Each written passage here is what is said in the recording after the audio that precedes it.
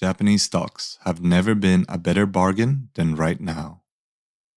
As you probably have heard, the Japanese yen has fallen drastically this year. In fact, since the beginning of 2022, the Japanese yen has lost 23% of its value to the US dollar. The little talked about effect the currency drop has had for Japanese investors is that US stocks have often been very lucrative despite their massive drops. The most popular stock index in the world, the S&P 500, has dropped 17.52% this year. This is the biggest drop since the financial crisis of 2008, and understandably, a lot of people have lost millions of dollars. However, if you invested your hard-earned Japanese yen into the S&P 500 in January this year, you've actually gotten a return of 5.48%. Why Japanese stocks are a bargain right now? On the surface, it looks like the biggest Japanese stock index, the Nikkei 225, has fared much better than the S&P 500, with a drop of only 3.49% year to date. However, in US dollar terms, it is down 26.5%. So, does this mean that Japanese companies are in much worse shape than their US counterparts?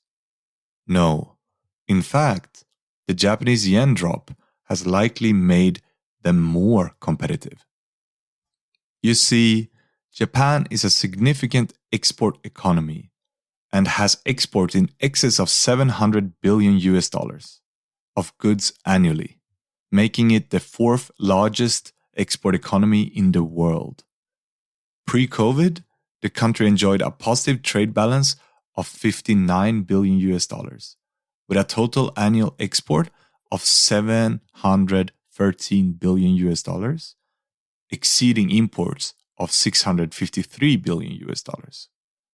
Even though the pandemic and the following energy crisis have put Japan at a trade deficit, which means a big part of the economy suffers as a result, most major companies are net exporters.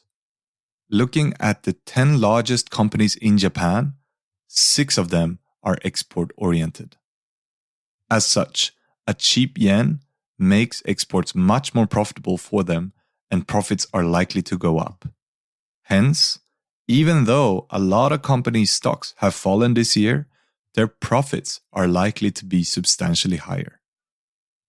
As Japan is natural resource poor, most raw material must be imported. As the yen is so weak, they will be more expensive.